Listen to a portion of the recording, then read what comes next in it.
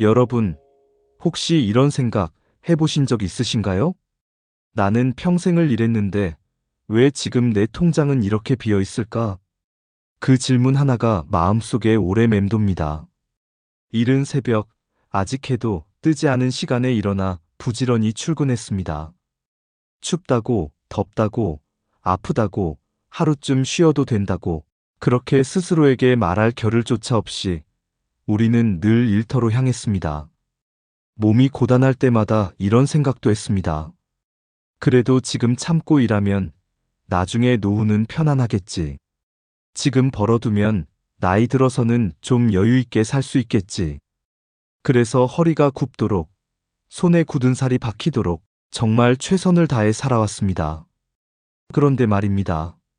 정작 은퇴를 하고 나니 내 이름으로 된 돈은 많지 않습니다. 은행 통장에 남아있는 잔액을 들여다볼 때면 이게 정말 내 인생의 결산표인가? 하는 허탈한 마음이 밀려옵니다. 혹시 여러분도 비슷한 기분을 느껴보신 적 있으신가요? 누군가는 통장 잔액이 영혼에 가깝다고 우픈 농담처럼 이야기하기도 합니다. 하지만 그 웃음 뒤에는 나는 뭘 잘못한 걸까? 하는 자책이 숨어 있습니다. 오늘 이 시간, 저는 그 자책을 멈추자고 말씀드리고 싶습니다. 이건 누구의 잘못이 아닙니다. 더 열심히 살지 않아서도, 더 성실하지 않아서도 아닙니다. 우리가 살아온 세대, 그 세대가 가진 문화와 구조 속에서 당연하게 여겼던 선택들이 쌓여 지금의 빈 통장을 만든 것뿐입니다. 그러니 오늘 이야기는 비난도 자책도 아닌 이야기가 될 겁니다. 그저 우리가 걸어온 길을 함께 돌아보고 그 속에서 지금이라도 달라질 수 있는 부분이 무엇일까? 함께 찾아보는 시간이 될 겁니다. 저는 오늘 이 시간을 통해 여러분께 두 가지 잔액을 말씀드리려 합니다. 하나는 돈의 잔액, 즉, 우리가 은퇴 후 살아가는데 필요한 생활의 장부입니다. 그리고 다른 하나는 마음의 잔액, 불안하지 않고 존엄을 지키며 내 삶이 아직도 충분히 의미 있다는 걸 확인하는 장부입니다. 사실 통장의 숫자는 줄어도 마음의 잔액은 언제든 다시 채울 수 있습니다. 그리고 마음이 채워지면 돈을 쓰고 모으는 방식도 달라집니다. 오늘 함께 나눌 이야기를 끝까지 들어주신다면 단순히 돈을 아껴라, 투자해라 같은 조언이 아니라 내 마음을 단단히 하고 내 삶을 지키는 구체적인 길을 만나실 수 있을 겁니다. 여러분, 지금부터의 여정은 여러분 탓을 묻는 여정이 아닙니다. 오히려 당신이 걸어온 길은 충분히 존엄했다는 것을 확인하고 지금부터 걸어갈 길은 여전히 바꿀 수 있다는 희망을 찾는 여정입니다. 자, 이제 서문을 마치며 이렇게 약속드리고 싶습니다. 오늘의 이야기를 끝까지 들으신다면 여러분의 통장 잔액은 물론이고 그보다 더 중요한 마음의 잔액이 조금은 더 채워져 있을 겁니다. 시작과 함께 구독과 좋아요를 눌러주세요. 삶에 도움이 되는 영상을 더 빠르게 받아보실 수 있습니다. 바로 시작하겠습니다. 내 돈은 결국 자식 돈이었다. 여러분, 먼저 이런 이야기를 하나 들려드릴게요. 70대 김순자 어르신. 평생을 청소일로 살아오셨습니다. 아파트 복도, 사무실 바닥, 학교 교실. 사람들이 하루 종일 드나들어 먼지가 쌓이고 쓰레기가 모이는 곳마다 김어르신의 손길이 닿지 않은 곳이 없었습니다. 손바닥에는 굳은 살이 단단히 박혀 있었고 겨울철에는 손이 갈라져 피가 날 때도 많았습니다. 허리는 매일같이 숙여야 했기에 어느 날 거울을 보니 자세가 점점 구부정해지고 있더랍니다. 그렇게 하루하루 버티며 한 달에 90만 원, 많을 때는 120만 원까지도 모으셨습니다. 그 돈을 들고 은행에 가서 통장에 차곡차곡 적립할 때면 이제 나도 노후가 든든하겠지 하고 마음이 놓였다고 하십니다. 그런데 그 돈은 오래 머무르지 못했습니다. 아들이 대학에 들어가자 등록금이 필요했습니다. 딸이 결혼을 한다니 혼수며 보증금이 필요했습니다. 손주가 태어나자 기저귀와 분유에 돈이 들어갔습니다. 다 애들한테 갔지요. 그게 부모 노릇이라고 생각했어요. 그땐 그게 당연했지요.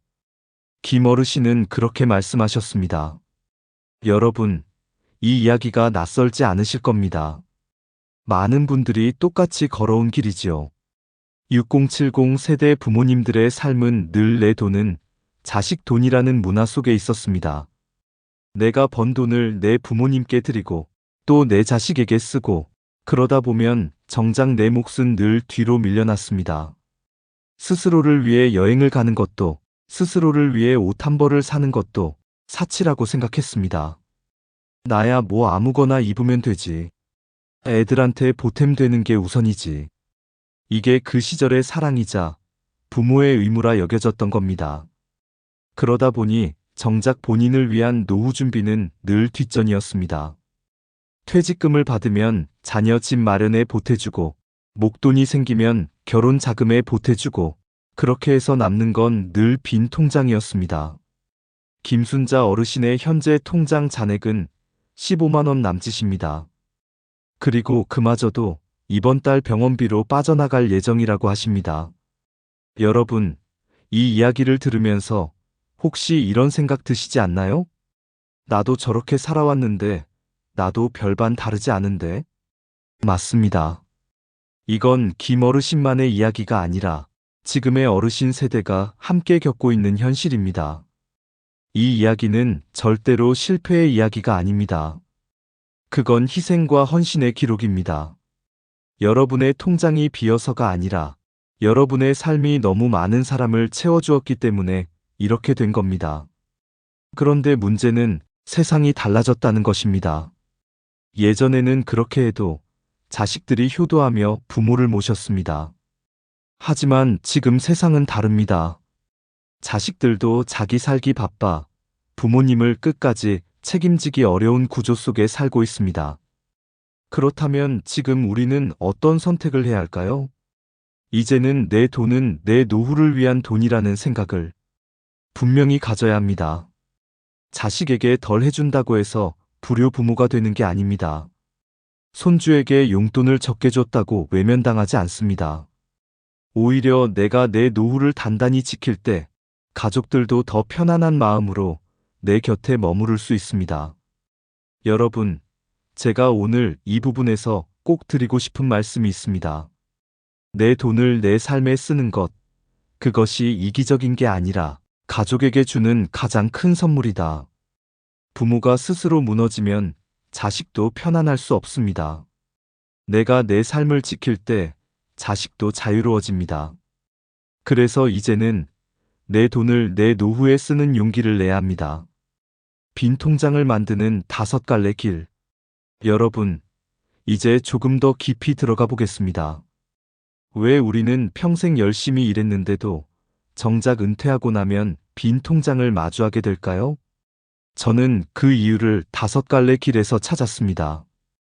이 5가지 길은 우리가 일부러 잘못 선택한 길이 아니라 그 시대, 그 환경 속에서 어쩔 수 없이 걷게 된 길입니다. 하지만 지금 이 순간부터는 그 길을 분명히 알아차리고 조금씩 바꿔 걸어야 합니다. 첫 번째, 저축만으로 충분하다고 믿었던 길. 여러분 기억하시죠? 예전에는 은행 정기예금만 해도 연이자가 10%가 넘던 시절이 있었습니다. 돈을 통장에만 넣어두어도 불어나던 시절. 그래서 우리는 저축만 하면 된다는 믿음을 가졌습니다. 주식은 위험해 보였고, 부동산은 너무 큰 돈이 필요했으며, 기타 금융 상품은 이해조차 어려웠습니다. 그러니 단순히 모아두는 게 가장 안전하다 여겼던 것이죠. 그런데 시대가 바뀌었습니다. 금리는 낮아지고 물가는 오히려 계속 올라갔습니다. 저축은 저장일 뿐 생산이 아님을 뒤늦게 알게 된 겁니다. 여러분, 혹시 지금도 수십만 원씩 정기예금에 묶어두고 계시지 않나요? 겉으로는 돈이 안전하게 보이지만 실질적으로는 물가를 따라가지 못해 가치가 줄어드는 경우가 많습니다. 저축은 필요합니다. 하지만 그것만으로는 부족합니다. 두 번째, 은퇴는 퇴직으로 끝난다고 생각한 길. 많은 분들이 이렇게 말씀하십니다. 나는 3월 30일 퇴직이니까 그 다음 달부터는 쉬려고요. 그런데 현실은 달랐습니다. 은퇴는 끝이 아니라 새로운 시작이었습니다. 회사의 월급은 끝났지만 앞으로 30년 가까운 세월을 살아가야 하는데 그 삶을 어떻게 꾸려야 할지 아무도 알려주지 않았습니다. 자녀 교육비와 집 대출금 갚느라 내 노후 준비는 늘 뒤로 밀렸습니다. 그때 가서 생각하지 뭐. 그렇게 미뤘더니 막상 은퇴하고 나니 내 삶을 위한 월급이 사라져 있었습니다. 그리고 시간이 흐를수록 새 일자리를 구하기는 점점 더 어려워졌습니다. 결국 은퇴 이후의 삶은 수입은 없고 지출만 있는 구조로 빠지게 된 것입니다. 세 번째, 관계의 지갑을 열고 정작 나는 비어버린 길. 여러분, 이 부분은 조금 조심스럽지만 꼭 짚어야 합니다. 친구 모임에서 내가 한 번쯤은 내야지. 후배가 오랜만에 왔는데 밥 한 끼야 뭐. 손주가 생일인데 빈손으로 갈 수 있나? 이 마음 정말 따뜻합니다. 인간적입니다. 하지만 그렇게 관계를 위해 계속해서 돈을 쓰다 보면 정작 나를 위한 재정은 비어갑니다. 특히 60대 이후에는 관계에서 소외되는 게 두려워 더 많은 지출을 감내하는 경우도 많습니다. 모임에서 내가 빠지면 안 되지. 돈을 아끼는 모습 보이면 괜히 초라해 보일까봐. 여러분, 관계를 지키는데 꼭 큰 돈이 필요한 건 아닙니다. 우리가 지켜야 할 건 사람 사이의 마음이지 반드시 돈으로 유지해야 하는 건 아니지요. 네 번째, 작은 지출이 쌓여 큰 구멍이 된 길. 은퇴 후 매일 조금씩 쓰는 돈, 마트에서의 충동 구매, 택시 한 번쯤, 손주 용돈, 작은 구독료. 하루하루는 정말 작은 금액처럼 보입니다. 뭐 이 정도야 괜찮지. 하지만 한 달이 지나면 수십만 원, 1년이 되면 수백만 원이 됩니다. 특히 고정 수입이 없는 상태에서 이런 지출은 점점 더 위험한 구조로 우리를 몰아갑니다. 결국 적금을 깨고 보험을 해지하고 예금까지 소진하는 상황으로 이어지는 것이죠. 다섯째, 낯선 금융상품에 남의 확신을 빌린 길. 여러분, 이런 경험 있으신가요? 은행 직원이 말합니다. 이 상품은 안전합니다. 이율도 높습니다. 상품 설명서에는 원금 손실 위험이 적혀 있지만 글자가 빼곡하고 어려워 제대로 읽어보지 못합니다. 결국 직원의 말을 믿고 투자했다가 원금의 절반 이상을 잃는 경우도 많습니다. 실제로 독일 국채 DLF, 파생 상품 같은 투자에 많은 어르신들이 큰 손실을 입었습니다. 그분들 중 상당수가 65세 이상 고령층이었습니다. 여러분, 금융회사는 수수료로 먹고 삽니다. 수수료가 높은 상품일수록 적극 권유합니다. 그래서 늘 기억해야 합니다. 수수료는 보이지 않는 지출이다. 이 다섯 갈래 길은 누구의 잘못도 아닙니다. 우리가 살던 시대, 우리가 속한 문화, 그 구조 속에서 당연히 걸을 수밖에 없었던 길이었습니다. 하지만 중요한 건 이제 우리는 그 길이 어디로 이어지는지 알게 되었다는 사실입니다. 빈 통장으로 가는 길을 알게 되었다면 지금부터는 다른 길을 걸을 수 있습니다. 이제 다음에서는 이 다섯 갈래 길을 넘어설 수 있는 방법, 바로 마음장부를 고치는 것에 대해 함께 나눠보겠습니다. 마음장부를 먼저 고치자. 여러분, 돈 이야기를 하다 보면 늘 숫자만 떠올리기 쉽습니다. 수입, 지출, 잔액, 이율. 하지만 사실 우리가 돈을 쓰는 이유, 그 안에는 늘 감정이 숨어 있습니다. 돈 뒤에 숨어 있는 세 가지 마음. 첫째는 죄책감입니다. 내가 자식한테 조금밖에 못 줬네, 미안하다. 손주 용돈도 넉넉히 못 챙겨주네, 마음이 쓰인다. 둘째는 체면입니다. 모임에서 내가 안 내면 창피하지. 내가 후배보다 주머니 사정이 안 좋아 보이면 어쩌지? 셋째는 두려움입니다. 투자는 무섭다. 잘못하면 다 잃을 텐데. 차라리 그냥 은행에 넣어두는 게 낫지. 여러분, 혹시 공감되시나요? 사실 우리가 돈을 쓰는 이유는 계산기보다 마음속에서 먼저 결정되는 경우가 많습니다. 마음장부를 들여다보기. 저는 오늘 여러분께 마음장부라는 표현을 드리고 싶습니다. 돈의 장부가 있다면 마음에도 장부가 있다는 거죠. 마음장부의 빨간 줄은 죄책감입니다. 마음장부의 마이너스 항목은 체면입니다. 마음장부의 잠금 계좌는 두려움입니다. 이 마음장부를 고치지 않으면 돈장부를 아무리 정리해도 결국 제자리로 돌아오게 됩니다. 죄책감을 바꾸기. 여러분, 내가 덜 줘서 미안하다. 이 말이 입에 맴돌 때가 있으시죠? 하지만 이렇게 생각해 보면 어떨까요? 내가 먼저 안전해야 오래 줄 수 있다. 내가 불안정한 상태에서 억지로 주는 건 결국 오래 가지 못합니다. 오히려 내가 튼튼히 서 있을 때 가족에게도 더 큰 안정과 위로를 줄 수 있습니다. 체면을 바꾸기. 또 하나는 체면입니다. 이번 모임 내가 내야지. 내가 조금 덜 내면 남들이 뭐라고 할까? 여러분, 체면 때문에 쓴 돈이 정말 관계를 지켜주던가요? 잠깐은 고개를 끄덕이고 웃어줄 수 있지만 그 관계가 오래가게 하는 힘은 돈이 아니라 정성과 진심입니다. 다음 모임에서는 이렇게 제안해 보세요. 이번에는 각자 음식 하나씩 가져와서 나누면 어떨까요? 혹은 우리 이번에는 작은 선물 대신 손편지 한 장씩 써오는 건 어떨까요? 돈 대신 마음을 나누는 방법은 얼마든지 있습니다. 그리고 그것이 더 오래 기억되는 선물이 됩니다. 두려움을 바꾸기. 마지막은 두려움입니다.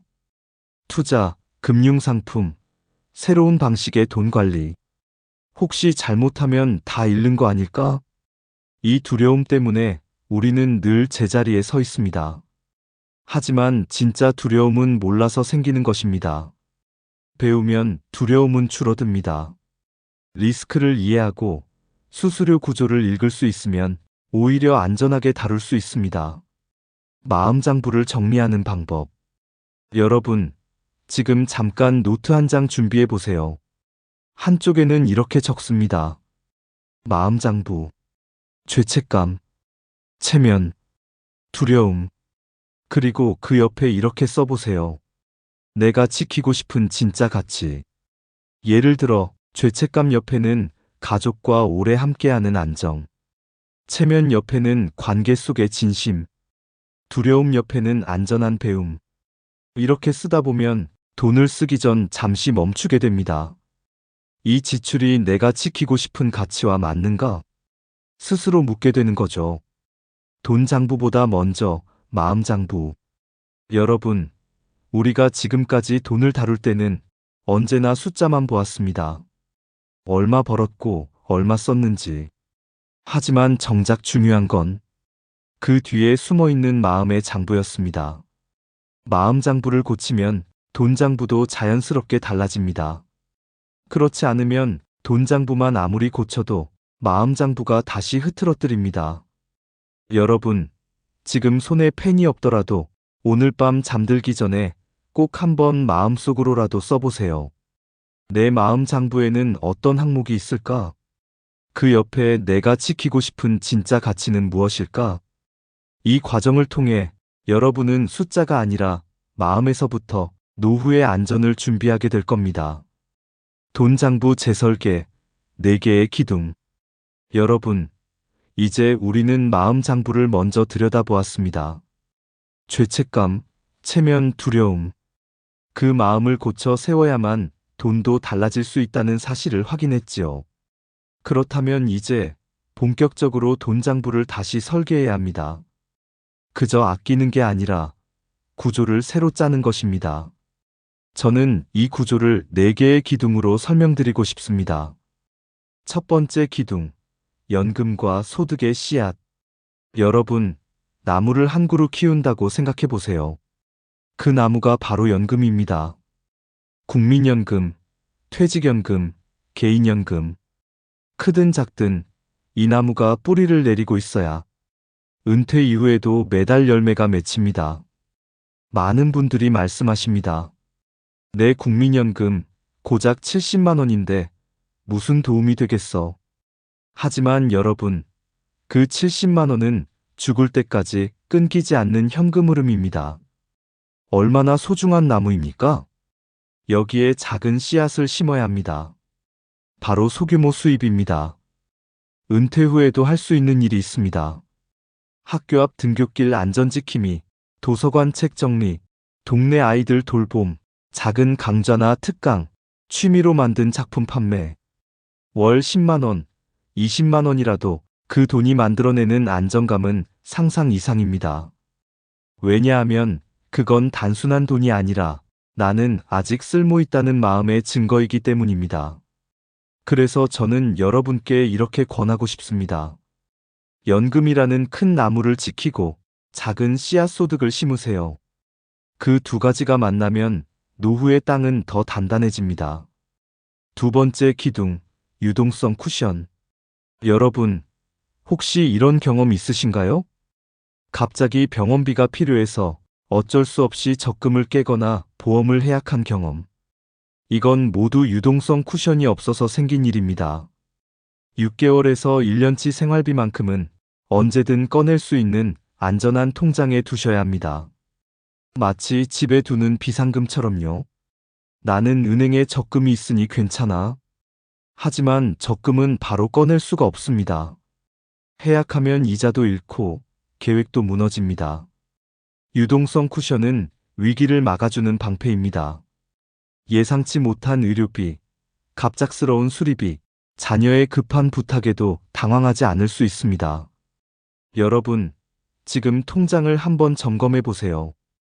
혹시 모든 돈을 다 묶어두신 건 아닌가요? 그렇다면 작은 비상용 쿠션부터 꼭 마련하시길 바랍니다. 세 번째 기둥, 필수 지출 캡. 은퇴 전에는 월급이 매달 들어왔습니다. 그래서 조금 더 쓰더라도 다시 메꿀 수 있었습니다. 하지만 은퇴 후에는 수입이 줄어듭니다. 그래서 반드시 필수 지출 캡, 즉 한도를 정해두어야 합니다. 기준은 간단합니다. 은퇴 전 소득의 절반까지만 쓴다. 예를 들어 은퇴 전 한 달에 400만 원을 쓰셨다면 이제는 200만 원으로 살아야 합니다. 처음에는 불편합니다. 하지만 점점 그 범위 안에서 사는 습관이 몸에 배게 됩니다. 이것이야말로 노후 생활의 핵심입니다. 왜냐하면 소득이 줄어드는 건 자연스러운 일이지만 소비를 줄이지 못하면 아무리 많은 퇴직금을 받아도 금세 바닥나기 때문입니다. 여러분, 미리 연습해 보세요. 이번 달은 은퇴 후 생활비 기준으로 써보자. 그리고 실제로 한 달 살아보는 겁니다. 처음에는 답답하지만 이것이 가장 확실한 준비가 됩니다. 네 번째 기둥, 리스크 방풍림. 마지막은 리스크 방풍림입니다. 돈을 불리는 것보다 더 중요한 건 돈을 잃지 않는 것입니다. 보험은 바로 이 방풍림입니다. 병원비, 사고, 큰 위험 앞에서 내 삶을 무너뜨리지 않게 해주는 장치죠.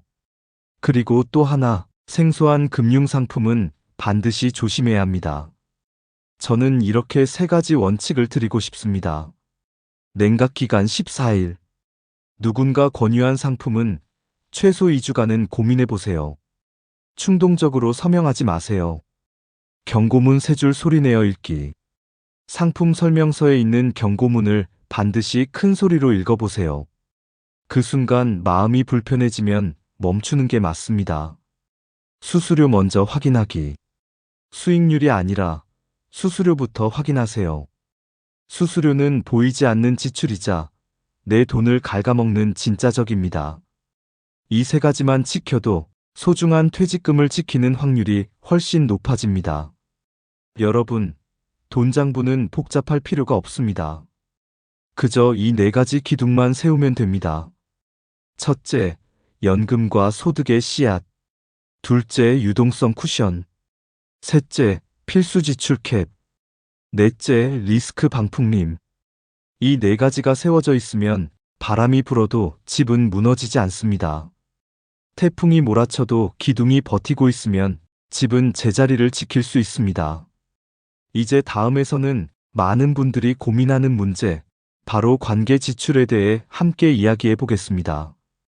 따뜻함은 그대로 지키면서도 내 삶이 무너지지 않게 하는 방법, 그 비밀을 풀어드리겠습니다. 관계 지출, 따뜻함은 그대로. 여러분, 지금까지 우리는 돈 장부의 기둥을 세워보았습니다. 연금과 소득의 씨앗, 유동성 쿠션, 필수 지출의 한도, 리스크 방풍림. 이 네 가지가 우리의 삶을 지켜주는 기반이라면 오늘 이 시간에는 조금 더 섬세한 문제를 다뤄야 합니다. 바로 관계 지출입니다. 관계를 위한 따뜻한 지출. 사람은 혼자 살 수 없습니다. 우리는 친구와 어울리고 이웃과 함께 나누며 가족과 사랑을 주고받습니다. 그 과정에서 지갑을 열게 되지요. 친구 모임에서 내가 한 번쯤은 내야지. 오랜만에 후배가 찾아왔는데 밥 한 끼는 사줘야지. 손주 생일인데 빈손으로 갈 수는 없지. 여러분, 이 마음은 너무나도 따뜻합니다. 그리고 이런 마음이 있기에 지금까지 우리의 인생이 풍성했던 것도 사실입니다. 그런데 문제는 이 지출이 때로는 우리의 삶을 지치게 만든다는 겁니다. 나를 위한 최소한의 안전을 갉아먹으면서까지 타인을 위해 지갑을 열 때 그건 건강한 지출이라고 말하기 어렵습니다. 관계 지출이 무서운 이유. 여러분, 관계 지출은 특징이 있습니다. 첫째, 정기적이라는 점입니다. 한 달에 한두 번 모임이 있다면 1년에 10번, 20번 적지 않은 횟수지요. 둘째, 압박감이 따른다는 점입니다. 안 내면 어색하지 않을까? 내가 빠지면 나를 어떻게 생각할까? 셋째, 가족에게 말하기 어렵다는 점입니다. 마트에서 무언가 샀다고 말하는 건 쉬워도 모임에서 몇만 원을 냈다고 솔직히 말하기는 쉽지 않습니다. 그래서 더 조용히, 그러나 꾸준히 새어나가는 돈이 바로 관계 지출입니다. 관계는 돈이 아니라 마음으로 지켜진다. 여러분, 꼭 기억하셨으면 합니다. 관계는 돈으로 유지되는 게 아니라 마음으로 유지됩니다. 많은 분들이 이렇게 착각합니다. 내가 모임에서 잘 내야 관계가 오래 가겠지. 손주에게 용돈을 넉넉히 줘야 사랑받겠지. 하지만 그렇지 않습니다. 사람은 결국 진심을 기억합니다. 오늘 사준 밥값은 잊어도 함께 해준 시간과 마음은 오래 남습니다. 새로운 관계 지출의 방법. 그렇다면 어떻게 해야 할까요? 저는 몇 가지 따뜻한 대안을 제안드리고 싶습니다. 모임은 외식 대신 포틀럭. 각자 음식을 조금씩 준비해 와서 나눠 먹습니다. 돈은 줄지만 정성은 오히려 더 깊어집니다. 이번엔 내가 나물 준비할게. 난 과일 가져올게. 이런 대화가 오가는 모임은 더 따뜻합니다.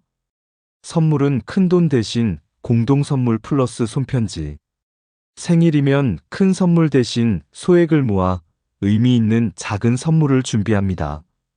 거기에 정성 담긴 손편지 한 장을 더하면 그 어떤 선물보다 오래 남습니다. 손주 사랑은 돈이 아니라 경험으로. 현금 용돈 대신 박물관, 동물원, 숲 체험 같은 경험을 함께 하세요. 손주는 돈보다 추억을 기억합니다. 할아버지랑 갔던 그날은 평생의 선물이 됩니다. 후배 챙김은 식사 대신 인생 이야기. 후배에게 밥을 사주는 것도 좋지만 더 큰 선물은 내 경험과 조언입니다. 내가 네 나이 때는 이런 고민이 있었어. 이런 대화를 나누면 후배는 오히려 더 큰 가르침을 받습니다. 관계 지출의 원칙 세우기. 여러분, 관계 지출에는 원칙이 필요합니다. 그렇지 않으면 습관처럼 계속 지갑을 열게 됩니다. 첫째, n분의 1 원칙. 모임은 무조건 더치페이. 둘째, 상한선 정하기. 선물은 3만 원 이하로. 미리 합의. 셋째, 대체 방식 찾기. 돈 대신 시간, 돈 대신 정성. 넷째, 죄책감 버리기. 덜 준다고 해서 사랑이 줄어드는 게 아니다. 이 네 가지 원칙만 세워도 관계는 더 따뜻해지고 내 삶은 더 단단해집니다. 따뜻함은 그대로. 여러분, 저는 이렇게 말씀드리고 싶습니다. 관계를 지키는 건 돈이 아니라 마음입니다. 내가 힘들어하면서 억지로 지출하는 관계는 오래가지 못합니다. 오히려 나도 지치고 상대도 부담을 느끼게 되지요. 그러니 이제는 따뜻함은 그대로 두되 방식만 바꾸면 됩니다. 돈 대신 마음을, 돈 대신 시간을, 돈 대신 진심을. 그럴 때 관계는 오히려 더 깊어지고 나의 삶도 무너지지 않게 지킬 수 있습니다. 여러분, 오늘은 관계 지출에 대해 이야기했습니다. 어쩌면 돈보다 더 다루기 어려운 주제일 수도 있습니다. 왜냐하면 마음이 얽혀 있기 때문입니다. 하지만 이제 기억하시길 바랍니다. 내 삶을 지키는 것도 관계를 지키는 방법이다. 내가 건강하고 내 삶이 단단해야 가족도 친구도 이웃도 오래도록 함께할 수 있습니다. 큰돈 지출 칠문칠답. 여러분, 지금까지 우리는 마음 장부를 고치고 돈 장부의 기둥을 세우고 관계 지출을 따뜻하게 다듬는 방법까지 살펴보았습니다. 이제 마지막으로 꼭 짚어야 할 부분이 있습니다. 바로 큰돈 지출입니다. 작은 돈보다 무서운 큰돈. 사람들은 흔히 작은 돈에는 깐깐합니다. 마트에서 100원, 200원 차이에도 발걸음을 옮깁니다.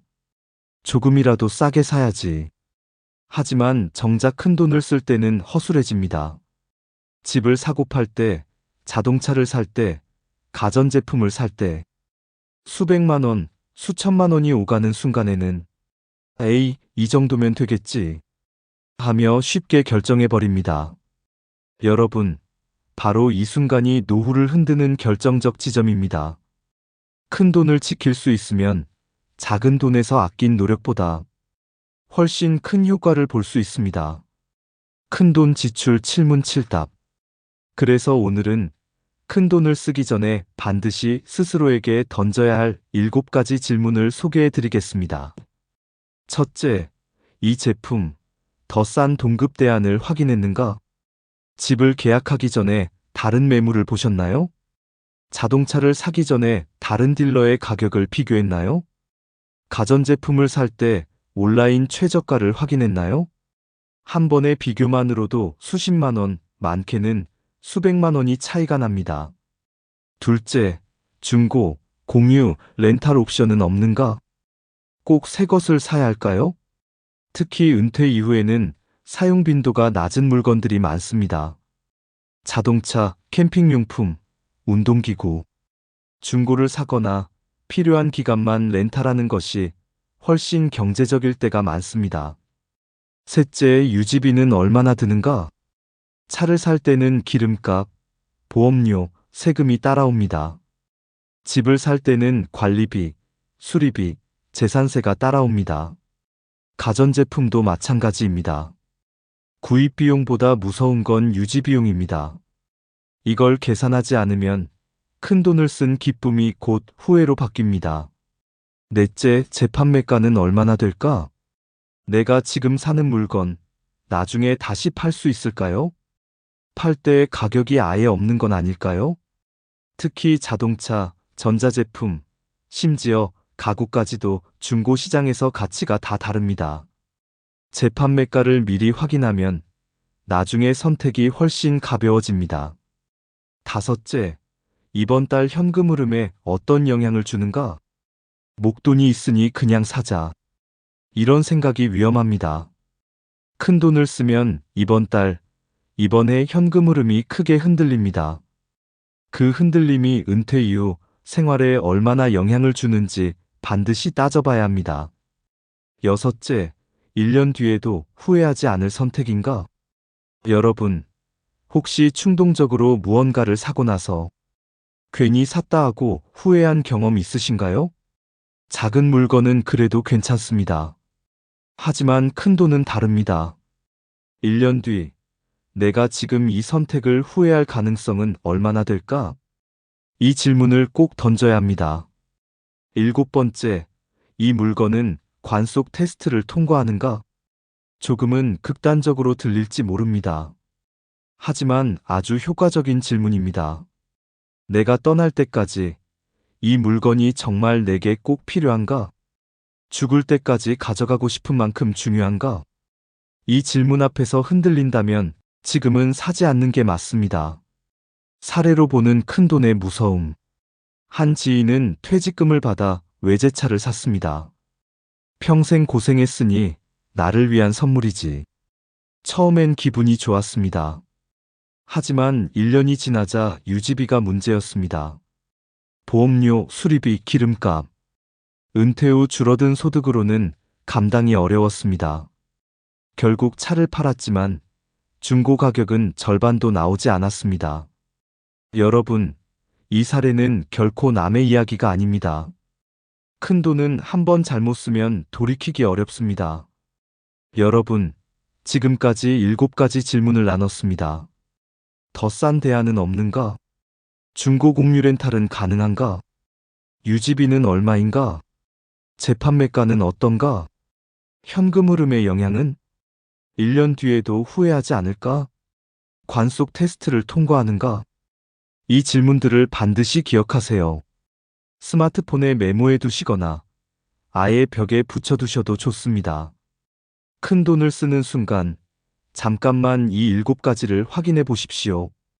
그 짧은 멈춤이 여러분의 노후를 지켜줄 수 있습니다. 30일 지출 리셋 챌린지. 여러분, 지금까지 우리는 빈 통장의 이유를 짚어보고 마음 장부와 돈 장부를 새로 세우는 방법을 살펴보았습니다.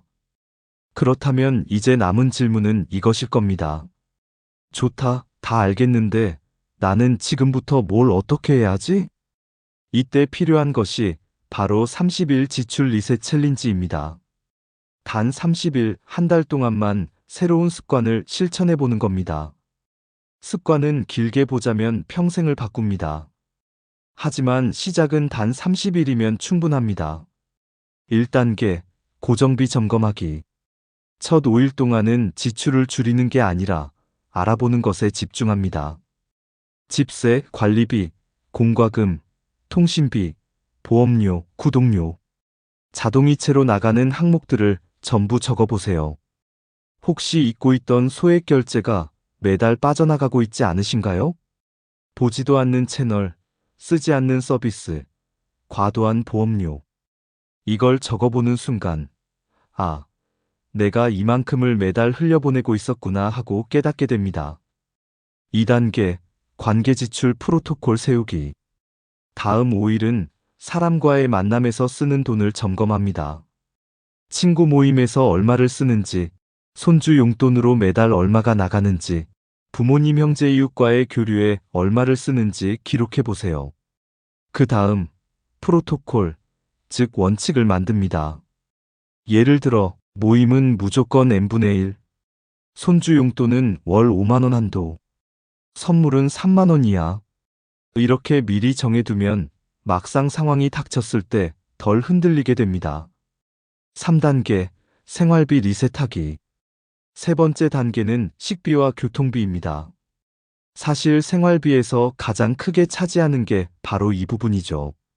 일주일에 한 번은 냉장고 비우기 요리하기. 외식은 일주일에 한 번만. 택시 대신 버스 지하철 타기. 가깝다면 두 정거장은 걸어가기. 여러분, 이 작은 실천들이 모이면 한 달에 20만 원, 30만 원도 줄일 수 있습니다. 그리고 무엇보다 건강도 따라옵니다. 4단계, 소득 씨앗 심기. 마지막 단계는 돈을 아끼는 게 아니라 버는 연습입니다. 집안에 쓰지 않는 물건을 중고로 팔아보기. 내가 잘하는 걸 기록해서 소소하게 판매해보기. 하루에 한두 시간 투자할 수 있는 아르바이트 찾아보기. 소득이 크지 않아도 괜찮습니다. 중요한 건 나는 여전히 돈을 만들 수 있다는 경험입니다. 이 경험이 노후의 불안감을 줄여줍니다. 함께하는 힘, 댓글 인증. 여러분, 혼자 하면 힘듭니다. 그래서 꼭 권하고 싶습니다. 30일 동안 실천한 내용을 댓글에 남겨보세요. 오늘은 택시 대신 버스 타고 4,000원 아꼈습니다. 안 쓰는 책을 팔아 2만 원 만들었어요. 이번 달 구독료 1만 원 줄였습니다. 작아 보여도 이런 인증이 쌓이면 스스로 뿌듯하고 다른 분들에게도 큰 힘이 됩니다. 여러분, 30일 지출 리셋 챌린지는 단순히 돈을 아끼자는 게 아닙니다. 나의 생활 습관을 새롭게 재정비하는 연습입니다.